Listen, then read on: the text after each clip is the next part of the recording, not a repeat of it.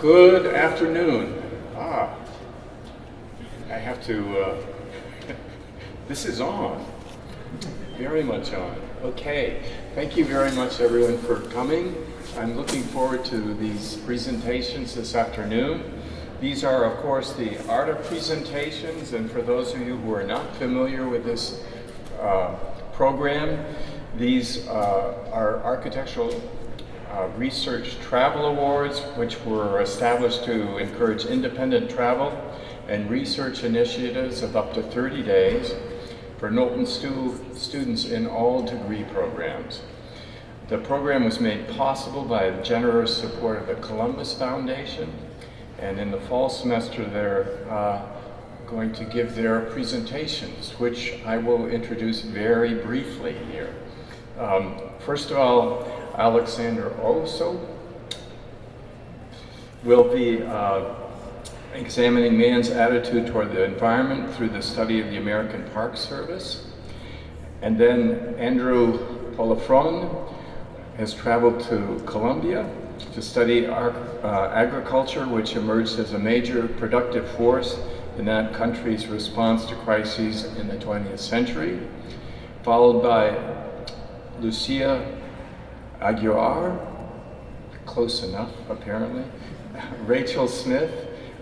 They both traveled to New Zealand to learn more about the implications of what legal personhood of land means in the context of New Zealand's unique cultural heritage. Then Tyler Cloud was invited to assist archaeologists and 3 affiliated tribes to document a prehistoric cultural landscape in North Dakota. And finally, Brittany Schroeder has researched the work completed by the Civilian Conservation Corps. I hope these will be inspiration to those of you who have yet to apply to this program. It is actually a very generous scholarship that is provided, and we look forward to everyone presenting a proposal to us. The deadline is January 25th. And I'm sure those of you who are interested could compare notes with successful proposals and hone your own. I also highly recommend that you enlist the support of a faculty member to help you with the proposal. So, please welcome Alexandra Oetzel. Okay, so Woman in the Landscape, which is an obvious reference to Man in the Landscape by Paul Shepard, a good book you should read. So anyway, I went to the American West to explore man's or woman's relationship with the natural environment during the Anthropocene, so that's very specific. Okay. I felt that this topic was pressing, even menacing, as the human species has sort of left this indelible mark on the landscape with climate change, etc. And I'm not trying to roam the landscape like a bearded nomad, but I'm really looking intensely at a history of landscape representation and environmentalism. So I feel that landscape representation explores this duality between man and nature, sometimes poetically suggesting and representing shared values, transcendental moments, political positions. It's important to emphasize that this representation doesn't depict the world as it actually is, but instead a sort of vision of what we would like it to be or what it could be. It's fantasy, it's dystopian, it's respite. So I would argue that contemporary and future representation moves away from a dichotomy of man versus nature, and instead is about man in nature, or man of nature. And so it's a little bit more challenging to explore what is natural. So to start, we have Rainer Banham, which we're all experts, courtesy of Todd. His book, Scenes in America Deserta, is one that I've read and really focused a lot on. He also has an equally relevant article called A House is Not a Home. And these are a reflection of humanist theories of being in the landscape. And his ideas about the desert require people.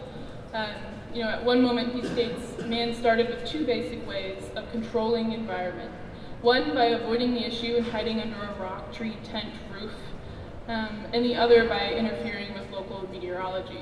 So, as Todd has also mentioned in his Weird Loops article, there's like, our ability to just hide under the roof has actually interfered with meteorological events, thus climate change.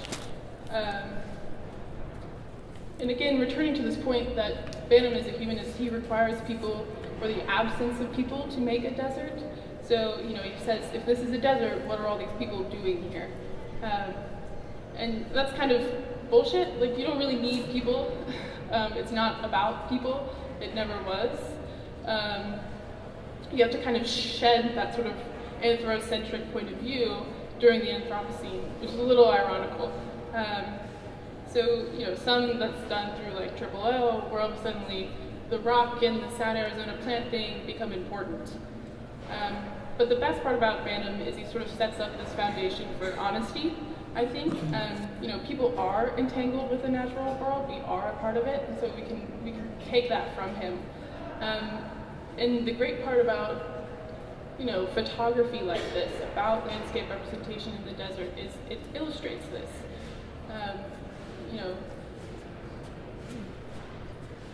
So where did I go?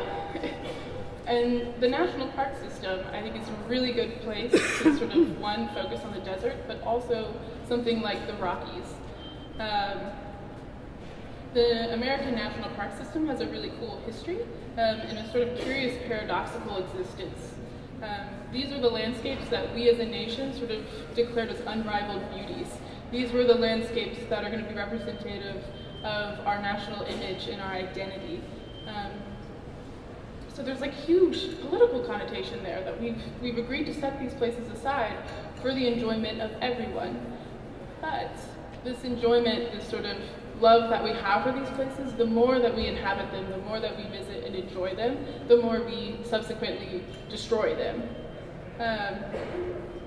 So they become petri dishes now, because here's a place that has huge political, social, cultural ideas, and the more we visit and love, we destroy it. So the sort of physical muse of our representation is fading.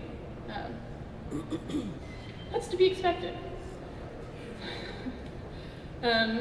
So maybe we'll go through this a little bit more. So I started over here in Denver with the Rockies, kept going Mesa Verde, all of them in Utah, Arches, Bryce, Zion, Canyonlands, Capitol Reef, the most underrated national park in the world. And then over to California, where you hit up like the Sierra Nevada, Yosemite. So they each have their own ideas of beauty and the sublime. They each have their own sort of personalities in every single one of these parks. And I think the ability of being able to visit all of them in about a month, living out of that backpack, was great, because you get sort of an immediacy in the timeline. There's no time to sort of forget. You go from one to the next to the next to the next, and it's very easy to make a comparison between them. But I wanted to talk about the history of landscape representation a little bit, because there are some differences and changes throughout time, general agreements that we can come to, I guess. So this first timeline that begins to situate us in the midst of things is from the 10th century to the 17th century. And we're sort of starting at the one end with the solitary temple, and this is in China in the 10th century. And so this is, argued by some to be one of the first instances of landscape representation and landscape art. And this in China was sort of a war-torn period. The Song dynasty eventually comes to power, and it sort of calms down politically. But here the landscape becomes the subject and not the people within it, per se. And it's also not a direct depiction, but instead an idea of what the world could be, one of peace rather than war.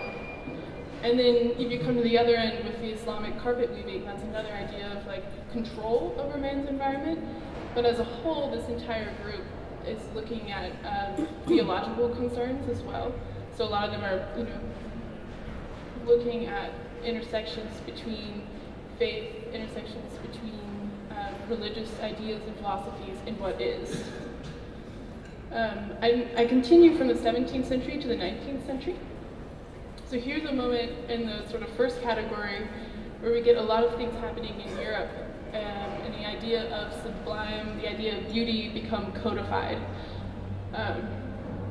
In the second, America tries to catch up with Ansel Adams, Roosevelt, and Muir. This is sort of environmentalist and conservatist movements. And Thomas Gold, Hudson River Valley School, very good.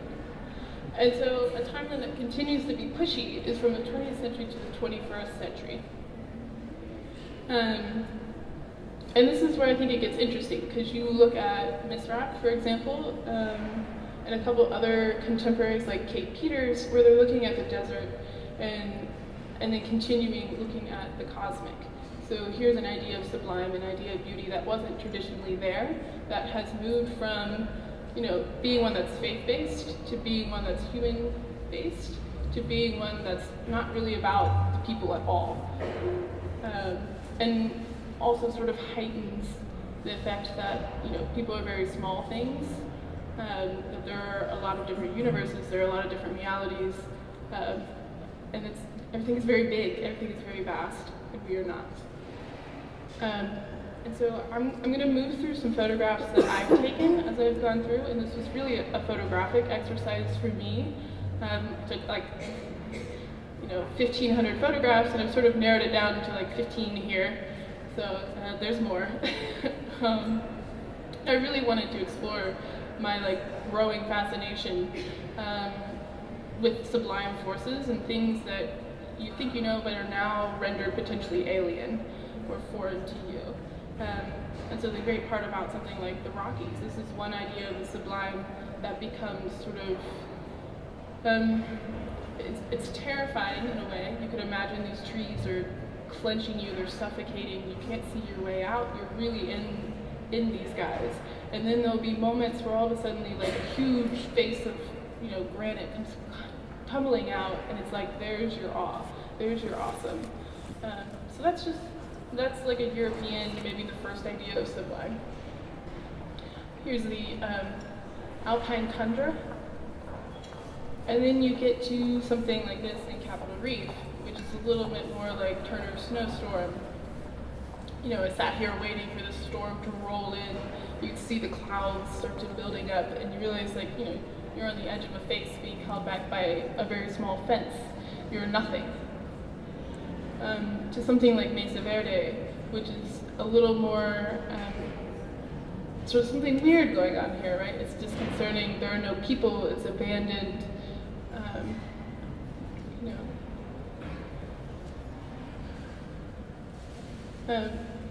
And something about this, you see the cliff dwellings at the bottom and the sort of weight of the cliff edge, the sort of size of the rock relative to that small little cliff dwelling, relative to the tiny little windows. Just at any moment, you're just crushed. Capitol Reef again. And the desert is great because it inspires this, there's an absence and there's an overload, and it's all done through sort of these senses. It's too hot, too dry, too open and vast. It's too bright and too empty. See the little people climbing on the rocks they're not supposed to climb on. The man painting that I followed for hours. Somebody's dad. To something like Zion, which has become a little bit more like Disneyland, and sort of the number of people in that space is the suffocating thing. So whereas the Rockies, you might feel trapped by all of these trees and the darkness, and you're sort of alone, suddenly in Zion, it's open, you can see everybody, and they're all very close to you. Yeah, hanging off the side of the canyon. This is actually a petting zoo. To something like Death Valley. And here we've sort of reached the end. This is like 20th century, 21st century. You're looking at maybe the bigger sublime of things. You're looking at the cosmic sublime. That individual there is Zach Stewart. I don't know if he's here, but he's supposed to be.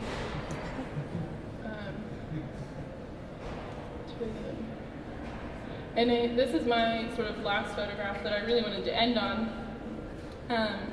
So it's this mural in the San Francisco parking lot in the Mission District where I stopped.